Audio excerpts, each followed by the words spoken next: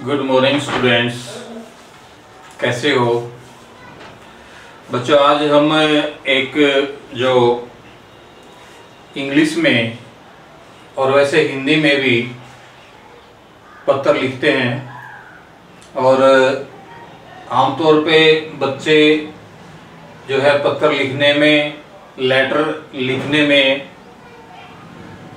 कई सारी गलतियां करते हैं और कुछ चीज़ें जो जिस स्थान पे लिखनी है और जहाँ पे नहीं लिखनी उनमें आमतौर पर गलतियाँ करते हैं। जो फॉर्मेशन है, जो एक लेटर लिखने का एक प्रारूप है, उस प्रारूप को भी फॉलो नहीं करते। अगर हम सीखते हैं कुछ लिखना और सही तरीके से इंग्लिश जो भाषा है, अगर उसमें हम सही तरीके से उसकी राइटिंग में लिखेंगे, सही प्रारूप में लिखेंगे, तो ये पता लगेगा कि बच्चों को इंग्लिश की अच्छी समझ है, अच्छी जानकारी है। तो ये हमारी जो कक्षाएं हैं 6ठी से 8वीं तक की, उन सभी कक्षाओं के लिए या छोटी क्लासों के लिए या जो बड़ी क्लास है वो भी इनका यूज कर सकते हैं। आमतौर पे लेटर राइटिंग जो आज का हमारा टॉपिक है, लेटर राइटिंग। लेटर राइटिंग मतलब ये लेटर मैंने फॉर्मल लेटर की हम बात कर रहे हैं। तो फॉर्मल लेटर कौन सा होता है बच्चों? फॉर्मल लेटर औपचारिक पत्र जिसको हम कहते हैं। फॉर्मल मतलब औपचारिक, ऐसा पत्र जिसमें औपचारिकताएं की जाए। मतलब हमने अगर किसी अधिकारी को लिखना है, किसी मतलब अपने से बड़े मतलब अधिकारी को या किसी मतलब हेडमास्टर को, प्रिंसिपल को या किसी कार्यालय में इस प्रकार का जो पत्र लिखना है, तो उसमें हमने कुछ औपचारिकताएं पूरी करनी पड़ती है। तो उसको सह सम्मान के लिए या सारे लिखने के लिए, तो वो औपचारिक पत्र होता है जो प्रॉपरली औपचारिकताएं पूरी करते हुए लिखा जाए। तो आज हम औपचारिक पत्र की बात करेंगे। तो मैं समझता हूं बच्चे अगर अच्छी तरीके से इसको ध्यान से देख लेंगे और बाकी के जो दूसरे पत्र है वो भी इस तरीके से आप लिख सकते हैं।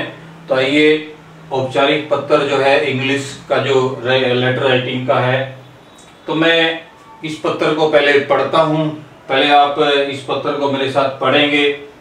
जैसे विलेज बंदराना कैथल 15 मई 2020 the headmaster GGM school Bandrana. GGMS हम कहते हैं आमतौर पे, इन शॉर्ट में है गवर्नमेंट गर्ल मिडिल स्कूल बंदराना। यहाँ पे subject leave for 2 days on occasion of sisters wedding. Respected sir, I am a student of 8th class of your school.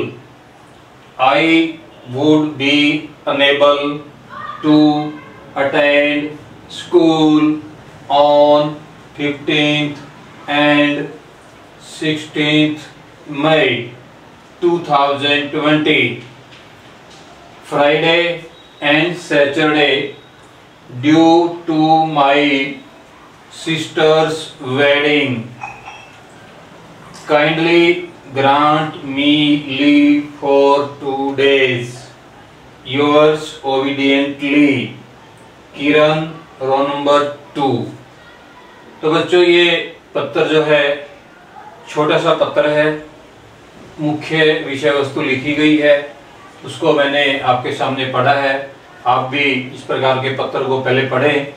अब आइए हमें इसके पत्र का जो प्रारूप है और फॉर्मेशन है पत्र की, उसको एक एक पार्ट को हम समझें भी कौन सा भाग क्या है, उसका क्या महत्व है और किस प्रकार से हम इसको सही तरीके से लिख पाएंगे। तो बच्चों सबसे ऊपर हमने इसमें 8 पॉइंट बनाए हैं पत्र को समझने के लिए। मुख्य रूप से 8 बिंदु जो है, अगर इन सभी बिंदुओं को आप समझ लेंगे अच्छे से और उनके अनुसार आचरण करेंगे और अपनी राइटिंग को सुधारेंगे और इस तरीके से पत्र लिखेंगे। सबसे पहला जो बिंदु है उसको हम समझे सेंडर्स एड्रेस। सबसे पहला जो तीर का निशान है, जो पहली लाइन है ये जो ऊपर की लाइन है ये पत्र लिखने वाले का पता है। आमतौर पे हम इस प्रकार की चीजें नहीं लिखते, तो जो पत्र लिखने वाला है, लड़का है लड़की है, वो अपने घर का पता यहाँ पे लिखेंगे। और ये पता मैंने गांव का पता लिखा हुआ है, विलेज बंदराना कैथल। अगर ये पता किसी शहर का हो तो यहाँ पे हम अपने मकान का नंबर, मोहल्ले का नाम और फिर शहर का नाम और फिर डिस्ट्रिक्ट वगैरह लिख सकते हैं। 2 लाइनों में हमारा यहाँ पे एड्रेस आ सकता है। तो ये पता हमने लिखना जरूरी होता है और पते को संक्षिप्त रूप में ही लिखना है, ज्यादा लंबे चौड़े शब्दों में नहीं लिखना। हम उसमें मकान नंबर, शहर का नाम, या जैसे अगर गांव है तो गांव का नाम, या गांव में अगर किसी मोहल्ले का नाम है तो उसका हम लिख सकते हैं। तो ये पहला जो पॉइंट है सेंडर्स एड्रेस, भेजने वाले का पता इसमें लिखना है और संक्षिप्त रूप से हमने पता लिखना है। तो उसके बाद बच्चों दूसरा जो पॉइंट है वो डेट है, और डेट जहां पे लिखी गई है 15 मई 2020 और मई के बाद यहाँ पे कोमा है। तो यहाँ जो तारीख लिखने का जो है, डेट का मतलब तारीख है, तारीख लिखने का जो प्रारूप है, तारीख लिखने का प्रारूप हमारा ऐसा होना चाहिए, ना कि अगर हम देखें भाई हम किस तरीके से तारीख लिख दें। आमतौर पे जैसे तारीख लिख देते हैं बच्चे, हमने देखे भाई 15/5/20, तो इस प्रकार से तारीख लिखना गलत है। तो ज्यादातर बच्चे इस प्रकार की तारीखें लिखते हैं, ये तारीख हमने नहीं लिखनी है। अगर पत्र को लिखना है, पत्र के जो फॉर्मल राइटिंग में तारीख, हम पहले तारीख है, फिर महीने का नाम है और उसके बाद साल है। तो ये इस प्रारूप में हम तारीख को लिखें, इसका ध्यान रखें विशेष रूप से। उसके बाद हम तारीख एक ही लाइन में लिखी जाएगी, 2 लाइनों में भी नहीं लिखनी। तीसरा है, हम यहाँ पे देख रहे हैं तीसरा point, receivers name and address.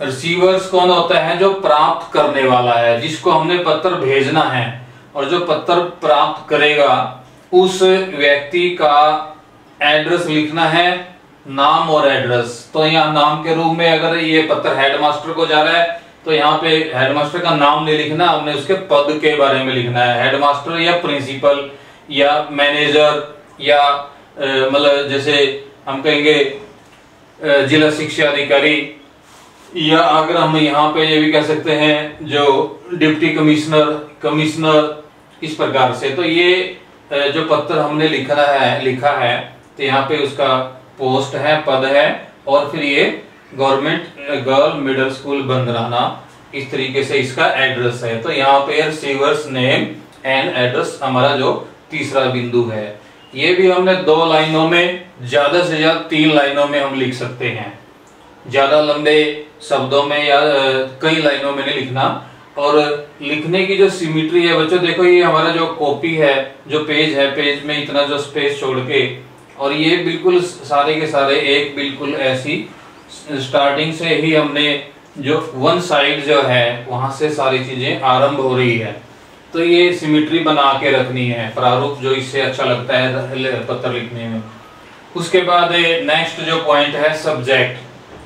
आमतौर पे हम सब्जेक्ट नहीं लिखते, छोटी क्लासों में जो बच्चे पत्र लिखते हैं, लेकिन अगर हम विषय लिखें, सब्जेक्ट मतलब विषय, तो सब्जेक्ट क्या है यहाँ पे लिखा गया है 2 दिन की छुट्टी लेने के लिए, और जो उसकी सिस्टर की जो शादी है उसके लिए 2 दिन की छुट्टी का विषय है। तो विषय लिखा गया है, विषय भी 1 लाइन में ही आमतौर पे लिखा जाए, या ज्यादा से ज्यादा 2 लाइनों में विषय हो सकता है। विषय भी संक्षिप्त रूप से लिखना है, छोटे शब्दों में, थोड़े शब्दों में लिखना है, ज्यादा लंबे या कई लाइनों में विषय वस्तु नहीं लिखनी, ताकि वो समझ ही ना आए। विषय संक्षिप्त रूप से या मुख्य रूप से होना इसमें जरूरी है, सब्जेक्ट जो लिखा गया है।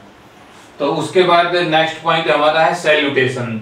सैल्यूटेशन मींस सैल्यूट करते हैं, हम रिस्पेक्ट देते हैं। औपचारिक पत्र जो होता है उसमें हमें औपचारिकताएं पूरी करनी होती है, और जो अधिकारी है, कर्मचारी है या अफसर है, उस तरीके से हमें उनको आदर पूर्वक शब्द जो है रिस्पेक्टेड जो वर्ड है उसका यूज करना है। तो ये रिस्पेक्टेड सर या मैडम, अगर कोई मतलब हेड मिस्ट्रेस है या लेडीज है अधिकारी, तो उसके लिए मैडम भी हम लिख सकते हैं, अदरवाइज रिस्पेक्टेड सर यहाँ पे लिखे। तो ये हमारा 5वां पॉइंट है जो याद मतलब ध्यान रखने योग्य है, सैल्यूटेशन होता है 5वां बिंदु। तो नेक्स्ट जो है पत्र की जो जान है, अगला जो बिंदु है मेन है हमारा 6वां पॉइंट, कंटेंट ऑफ लेटर।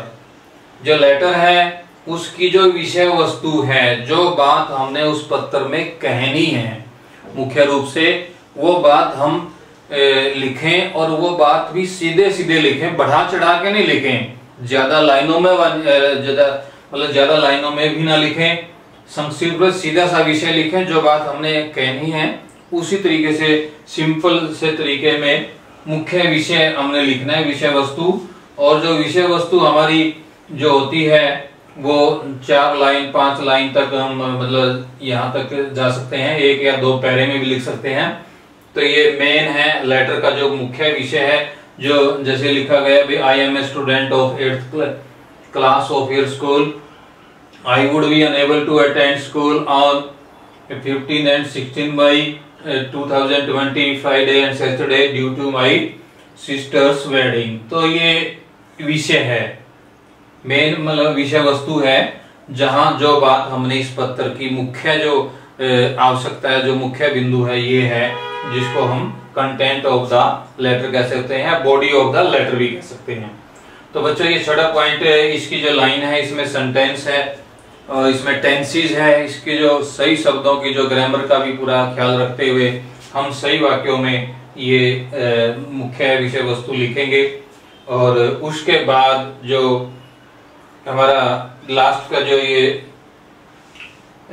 ये kindly grant me leave for 2 days, ये भी इसी पार्ट का हिस्सा है।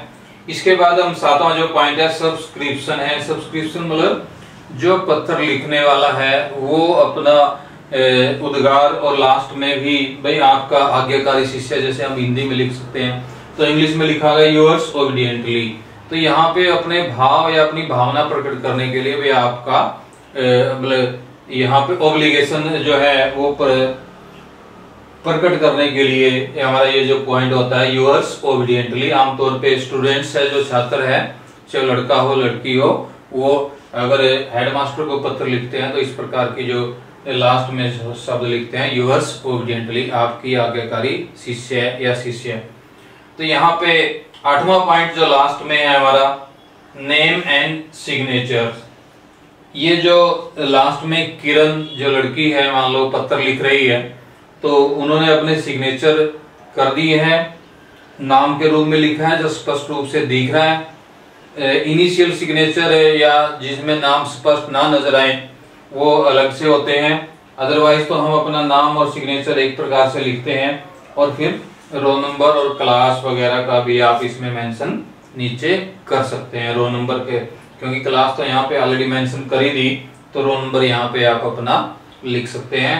तो कुल मिला के जो ये पत्र की जो बनावट है, जो पत्र का जो ड्राफ्ट है, अगर आप इसको देखेंगे ये देखने में भी अच्छा लगेगा, और कोई जो प्राप्त करने वाला अधिकारी है अगर वो अपने सामने इस प्रकार से पत्र लिखा हुआ पाता है तो वो बड़ा खुश होता है, उसकी स्पष्ट सी भाषा होती है, स्पष्ट बातें इसमें लिखी होती है, उसको पत्र पर पाने में बड़ी प्राप्ति में बड़ी खुशी होती है। तो बच्चों को हमने इसके बारे में अच्छे से लिखना है, आप इसको समझेंगे, आपकी जो लिखने की जो कला है और विकसित होगी अगर आप इस तरीके से पत्र लिखना शुरू करें। पहले अच्छी तरह सोच समझ के पत्र की जो लैंग्वेज है, सेंटेंस है, टेंसेस है, उनको हम अच्छे से पहले समझ लें, लर्न कर लें, और इस तरीके से जब भी हम कोई पत्र लिखते हैं, हमने ये चीजें, ये तो आपको समझाने के लिए हमने पॉइंट बताए हैं, ये पॉइंट लिखने की जरूरत नहीं है, पत्र तो यहाँ से लिखना, ये पत्र का जो प्रारूप है, तो ये पॉइंट आपने साथ साथ में लिखने की जरूरत नहीं है, ये तो पॉइंट आपको समझाने के लिए बोर्ड पे लिखे गए हैं।